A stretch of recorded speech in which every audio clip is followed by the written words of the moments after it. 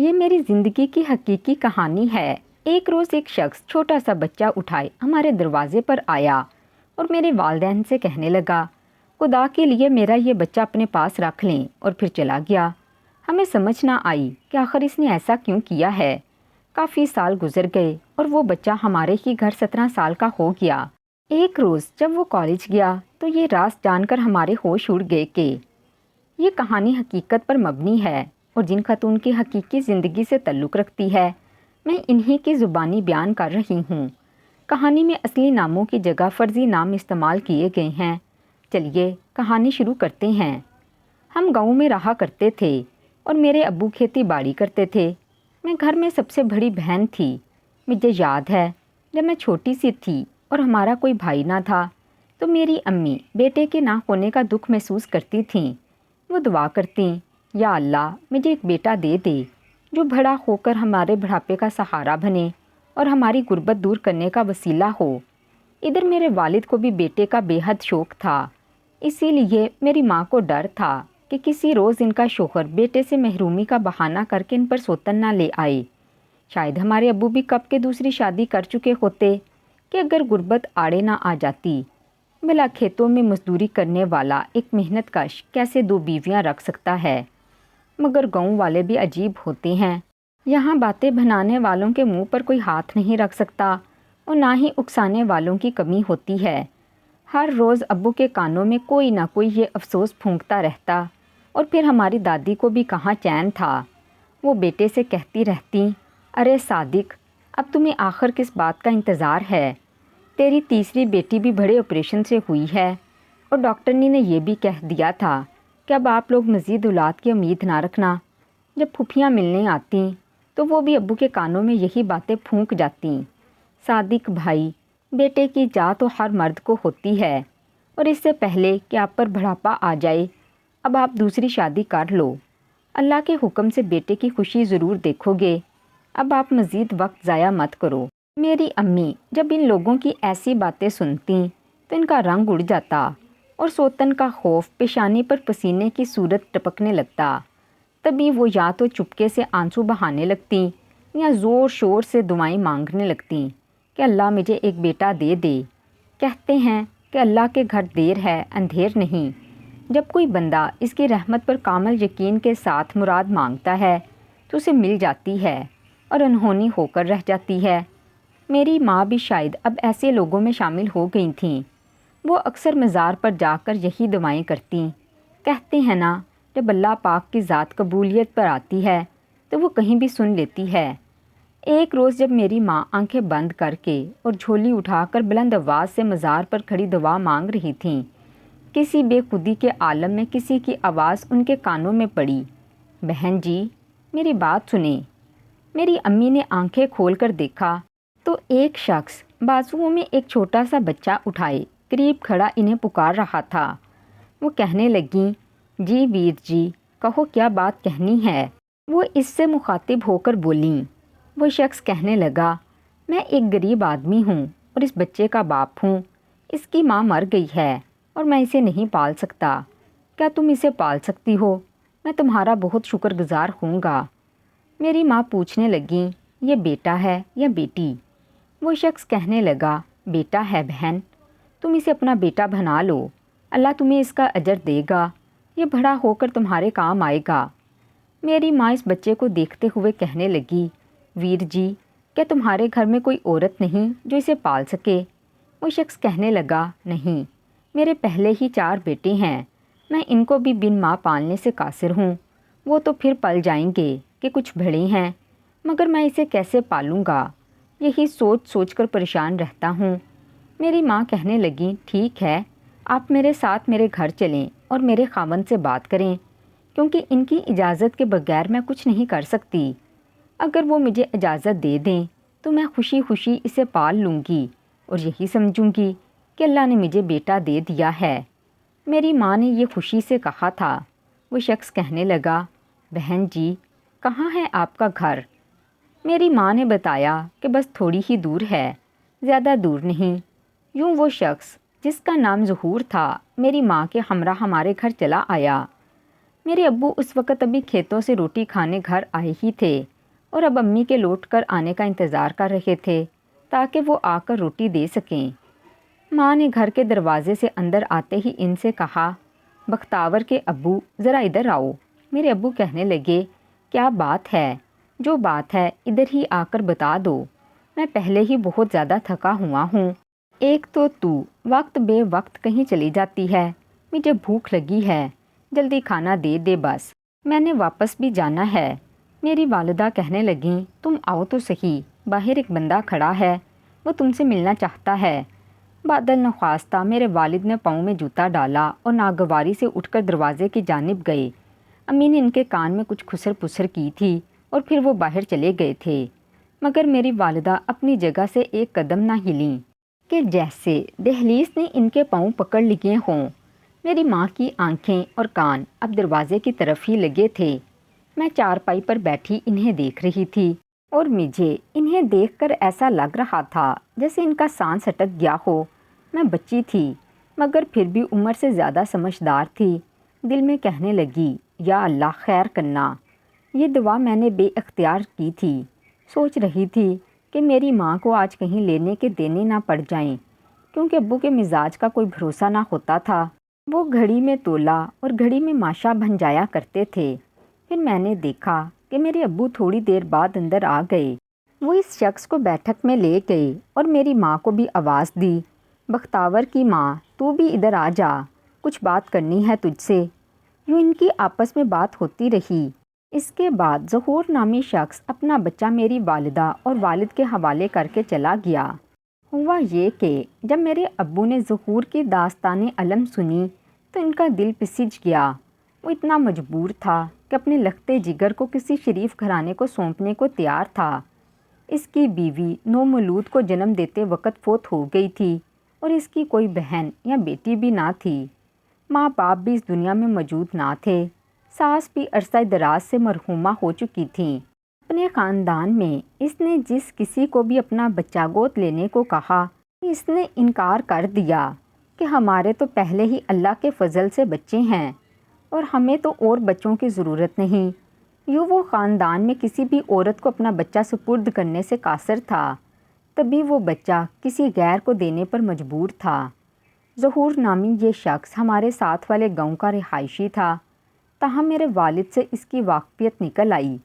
اس کا باپ ہمارے دادا کا واقف کار نکلا، کیونکہ ایک بار جب ہمارے دادا پر کیس بن گیا تھا تو ظہور کے والد نے اپنی بھینس فروخت کر کے انہیں رقم دی تھی تاکہ وہ اس مقدمے سے گلو خاصی کروا سکیں۔ میرے ابو نے ظہور کے سامنے 2 شرائط رکھیں۔ اول یہ کہ وہ اپنا اسٹامپ پیپر پر لکھ کر دے گا کہ اس بچے کو ہمیشہ کے لیے ان کی ملکیت میں دے رہا ہے اور دوبارہ زندگی میں کبھی بھی اس کا وارث ہونے کا دعویٰ نہیں کرے گا، اور دوم یہ کہ وہ بے شک اپنے بچے سے ملے گا مگر کبھی اس پر یہ راز فاش نہیں کرے گا کہ وہ اس کا حقیقی باپ ہے۔ ظہور نے میرے ابو کی یہ دونوں شرائط کو منظور کر لیا۔ میری ماں ننھے منھے بچے کو پا کر بہت مسرور تھی۔ میرے والد بھی خوش تھے۔ انہوں نے اس بچے کا نام سمیع اللہ رکھا، جبکہ میری ماں نے اس کا نام سامل رکھا۔ وہ اسے ہمیشہ سامل کہہ کر ہی پکارتی تھیں۔ اب میری ماں جو محرومیوں کی کھائی میں گر گئی تھیں، جیسے دوبارہ سے زندگی کی طرف لوٹ آئی تھیں۔ انہیں سامل کیا ملا، جیسے دنیا جہان کی تمام خوشیاں ان کو مل گئی ہوں۔ تاہم میرے ابو کو نہ جانے کیوں کچھ اندیشوں نے گھیر رکھا تھا۔ ان کا خیال تھا اس بچے کو اس کے حقیقی باپ سے دور رکھنا چاہیے تاکہ کبھی ظہور کی شفقت پدری جوش میں نہ آ جائے اور وہ اپنے بیٹے کو ان سے نہ لے جائے۔ میرے والد صاحب کا یہ بھی کہنا تھا، جب سامل بڑا ہوگا تو ضرور گاؤں والے ہی اسے یہ بات بتا دیں گے کہ وہ ان کا سگا بیٹا نہیں ہے بلکہ لے پالک ہے، اور اس طرح سامل کے دل کو بھی رنج ہوگا، بلکہ شاید وہ انہیں کبھی بھی صدقے دل سے اپنا ہی نہ پائے گا۔ ان کا خیال تھا اس چیز سے بچنے کے لیے انہیں ضرور یہاں سے نقل مکانی کر لینی چاہیے۔ میری والدہ کے میکے والے یہاں رہتے تھے، اسی لیے وہ ان کی دوری کی خاطر کچھ ہچکچا رہی تھی، لیکن میرے والد صاحب کا تو اب اس گاؤں میں کوئی بھی نہ رہتا تھا۔ والدین ان کے وفات پا چکے تھے۔ बहनें आस पास के देहातों में ब्याही जा चुकी थीं और अपने घर वाली थीं, और इनका एक ही बड़ा भाई था जिससे इनका अरसे से कोई राब्ता ना था। बहरहाल मेरी वालिदा ने भी अब्बू की बात का इत्तेफाक कर लिया। बताती चलूँ कि मेरे अब्बू के बड़े भाई यानी हमारे ताया शहर में रहते थे। वो कई साल पहले बेरोज़गारी से तंग आकर गाँव से कमाने की खातिर शहर चले गए थे। इधर इनका दाना पानी नहीं था, जिसकी वजह से इनको शहर जाना पड़ा। ये बात भी बताती चलूँ, उस वक़्त तो मेरे ताया अब्बू गैर शादीशुदा थे। जब तक हमारी दादी दादा ज़िंदा थे, वो शहर से बाकायदगी से गाँव आते और ख़र्चा वगैरह भी वालदैन को भेजा करते। मगर वालदैन की वफ़ात के बाद उन्होंने गाँव आना बिल्कुल तर्क कर दिया और शहर में ही किसी औरत से शादी कर कर वहाँ के ही हो रहे थे। कभी कभार मेरे वालिद साहब को इनका ख़त आ जाता या फिर गाँव का कोई आदमी आता तो वो इसके हाथ अब्बू को कोई पैगाम भिजवा देते। अब इनके 4 बच्चे हो चुके थे और चारों बेटियां ही थीं। अब उन्होंने हमसे नाता बिल्कुल जैसे ख़त्म ही कर दिया था। अफसोस कि इनकी बीवी कभी हम लोगों से मिलने हमारे गांव आई और ना ही कभी हमने अपने ताया की बेटियों को देखा था। जब मेरे वालिद साहब ने गांव छोड़ने का फ़ैसला किया तो इन्हें ख्याल आया कि क्यों ना शहर में जाकर अपनी किस्मत आजमाई की जाए, क्योंकि बड़े भाई मुद्दतों से वहाँ थे। अगर राब्ता नहीं रखा तो क्या हुआ, थे तो वो भाई ही, आखिर इनसे खून का रिश्ता था। हम लोगों ने अपना सामान बांधा और मेरे वालिद साहब हमें लेकर शहर आ गए। यहाँ उन्होंने हमें अपने एक जानने वाले के घर ठहराया और खुद भाई की तलाश में चल पड़े। कर्ज जो इनका पता मेरे वालिद के पास महफूज था, वो इस पते पर गए और इनका घर तलाश कर लिया। घर तो मिल गया, लेकिन साथ अफसोसनाक खबर भी सुनने को मिली कि ताया अशरफ को फोत हुए 3 बरस बीत चुके हैं। मेरे वालिद साहब तो जैसे सकते में आ गए। वो अफसोस करने लगे कि आखिर क्यों इतना अरसा भाई से रब्ता ना किया, मगर वो चूँकि मोबाइल फ़ोन का दौर ना था, लिहाजा रब्ता वगैरह ख़त ख़ताबत के ज़रिए ही किया जा सकता था, और ताया के साथ मेरे वालिद का वो रब्ता भी ख़त्म हो चुका था। मेरे वालिद ने इनकी बीवी को बताया कि मैं इनका छोटा भाई हूँ। अफसोस कि मेरा भाई जहान से गुज़र चुका है और आपने मुझे इतला भी ना दी। वो कहने लगी, भाईजान भला मैं आपको कैसे इतला देती, जबकि मेरे पास आपका पता वगैरह भी नहीं था। बहरहाल इस औरत ने मेरे वालिद से मिलकर खुशी का इजहार किया कि अशरफ का भाई आ गया। वो मेरे वालिद से कहने लगी, भाई साहब ये अच्छा हुआ कि आप आ गए। आपकी 4 भतीजियाँ हैं जो भी कमसिन हैं, और मैं अकेली बेसहारा औरत इन्हें नहीं पाल सकती। ये सिर्फ घर है जो आपके भाई की मलकियत है, और सर छुपाने का ये छोटा सा ठिकाना उनके कई सालों की मेहनत का नतीजा है। मैं अब चाहती हूँ कि आप अपनी भतीजियों के सर पर हाथ रखें, इनकी सरपरस्ती और परवरिश का ज़िम्मा ले लें। आप भी बेटियों वाले हैं, जानते ही होंगे कि बेटियाँ बड़ी ज़िम्मेदार होती हैं। आज ये छोटी हैं तो कल को बड़ी हो जाएंगी। इन्हें पढ़ाना लिखाना और फिर इनकी शादी के मराहल भी हैं। मैं कैसे तन्हा औरत तन्हा ये फ़राइज़ अदा कर सकूँगी। मेरे वालिद साहब ने इन्हें बताया वो यहाँ भी माँ अहलो अयाल आए हैं और आर्जी तौर पर एक दोस्त के घर क़याम किया हुआ है। अभी काम तलाश करना है और इन्हें रहने का ठिकाना भी दरकार है। इस पर वो औरत कहने लगी, भाई साहब कैसी बातें करते हैं, रहने का ठिकाना तो मौजूद है, ये आपके भाई का घर है। आप यहाँ अपनी बीवी और बच्चियों को लेकर आएँ और हमारे साथ ही रहें। यूँ मेरी बच्चियों को भी आपकी ज़रूरत है। मेरे वालिद जहाँ अफसुर्दा थे, वहाँ इन्हें बेवा भाभी की ढार से उम्मीद की किरण नज़र आई। जहाँ ताया अशरफ का घर था, ये एक इंडस्ट्रियल एरिया था। यहाँ इन्हें रोज़गार की सबील भी नज़र आ रही थी। मेरे अब्बू ने घर आकर अम्मी को सारी बात बताई, फिर इनसे कहा कि सामान बांध लो, क्योंकि हम लोग अब अशरफ के घर में रहेंगे। मेरी इसकी बीवी से बात हो गई है, वो हमें अपने घर रखने पर राज़ी है। अशरफ की वफ़ात को 3 साल हो चुके हैं। वो तन्हा औरत अपनी बच्चियों के हमरा अकेली रहती है और कोई इनकी कफ़ालत करने वाला भी नहीं। मेरी माँ कुछ सोचने के बाद कहने लगी, लेकिन बख्तावर के अब्बू, हमारा तो अपने बच्चों का गुज़र बसर बामुश्किल होगा। हम इनके बच्चों का ख़र्चा कैसे उठा सकते हैं, क्योंकि अभी तुम भी बेरोज़गार हो। अगर रोज़गार मिला भी तो 6 अफराद हम हैं और 5 वो। भला 11 नफूस का ख़र्चा आपसे कैसे पूरा होगा। میرے ابو کہنے لگے اللہ مالک ہے نیک وقت، بے شک وہ روزی روٹی دینے والا ہے، وہی ضروریات پوری کرنے والا ہے۔ فی الحال ہمیں رہائش مل رہی ہے، آگے کیا ہوگا یہ بس میرے مالک کو پتہ ہے۔ یہ بات بھی ظاہر تھی کہ ہم ابو کے واقف کار کے گھر رہ رہے تھے اور ہم زیادہ دن تو کسی غیر کے گھر قیام نہیں کر سکتے تھے۔ جو تھوڑی سی رقم ابو گاؤں سے لائے تھے اب تو وہ بھی ختم ہونے والی تھی اور ابھی ابو کو روزگار بھی ڈھونڈنا تھا۔ یوں اللہ کا نام لے کر ہمارے والدین ہمیں لے کر تایا اشرف کے مکان میں آ گئے۔ تائی بھی خوش اخلاقی سے پیش آئیں۔ یوں چند ہفتے تو تائی نے ہمارے ساتھ خاموشی سے گزارا کیا، پھر ابو سے کہنے لگیں کہ بھائی صاحب، نہ تو میرے پاس کوئی رقم ہے اور نہ آپ کے پلے کچھ ہے، آپ کو کافی عرصہ سے کوئی خاص روزگار بھی نہیں مل رہا کہ جس سے گھر کا گزارا چل سکے، اسی لیے میں آپ کو اشرف کے ایک واقف کار سے ملواتی ہوں جو کہ فیکٹری میں کام کرتا ہے۔ اشرف خود بھی اسی فیکٹری میں ملازم تھے، شاید اس کے ذریعہ آپ کے لیے بھی کوئی روزگار کی سبیل نکل آئے۔ یوں تائی نے میرے ابو کو قادر نامی ایک آدمی سے ملوا دیا جو ان کو فیکٹری لے گیا اور مینیجر سے بات کروائی۔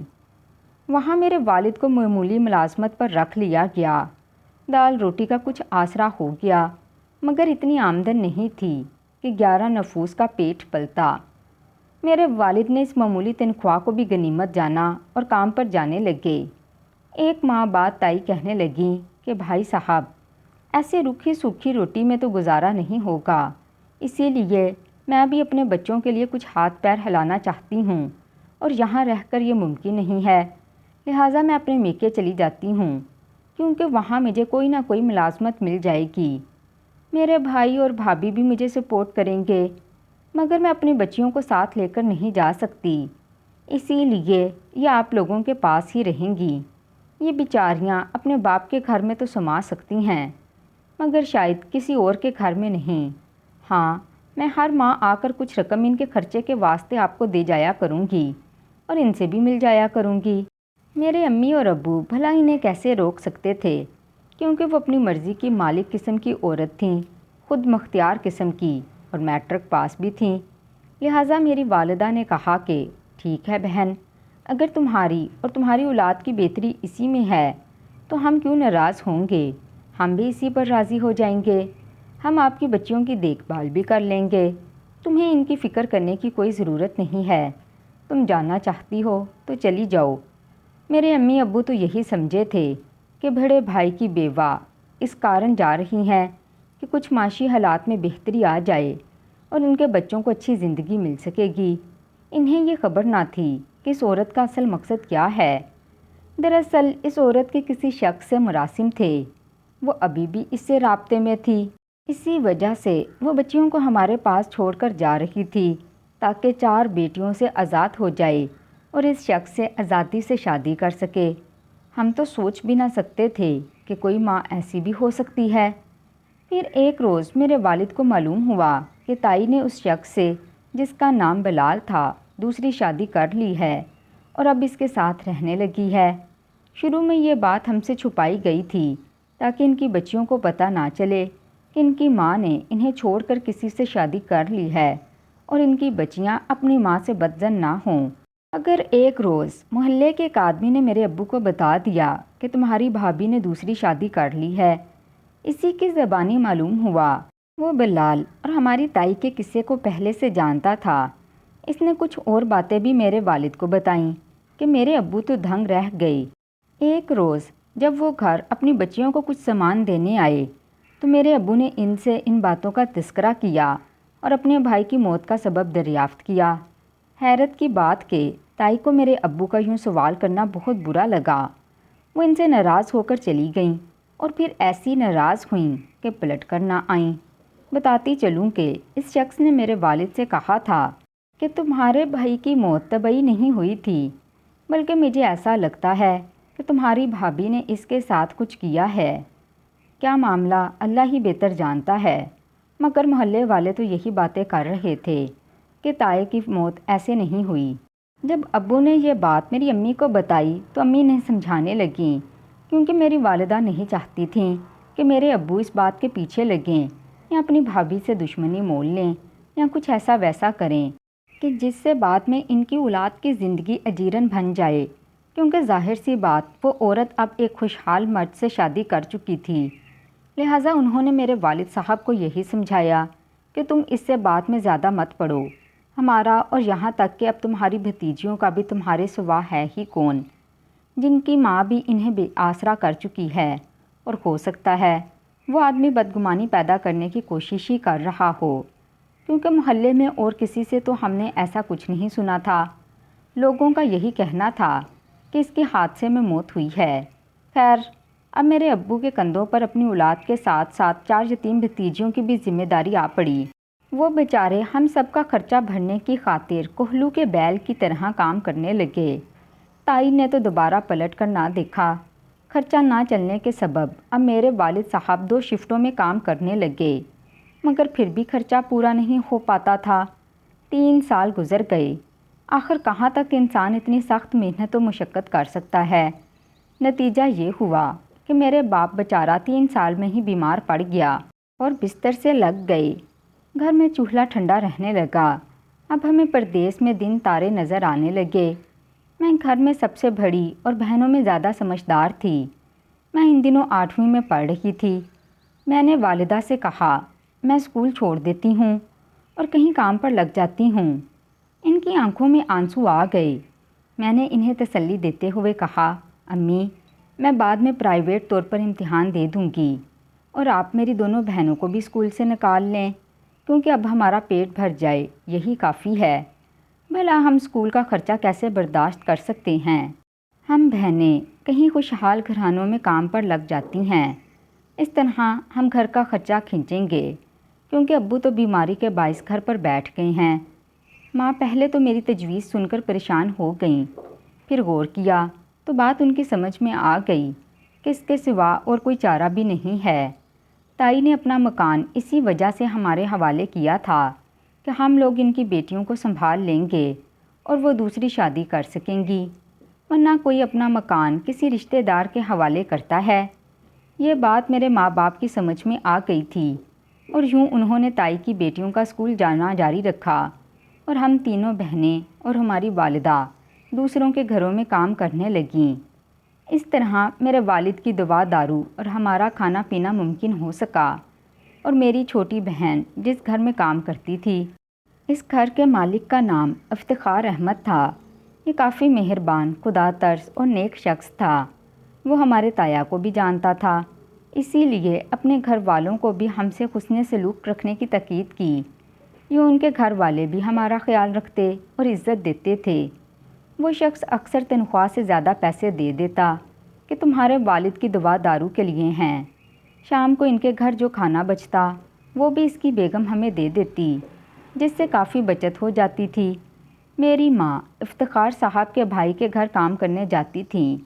وہ صبح 9 بجے جاتیں اور دوپہر 2 بجے گھر لوٹ کر آ جاتیں، پھر گھر کا کام کرتیں، جبکہ ہم سارا دن افتخار صاحب کے گھر کام کرنے کے بعد شام 6 بجے گھر لوٹتی تھیں۔ کام کرتے کرتے جب ہمیں افتخار صاحب کے گھر میں 10 برس ہو گئے تو انہوں نے مجھ سے چھوٹی دونوں بہنوں کی شریف گھروں میں شادیاں کروا دیں۔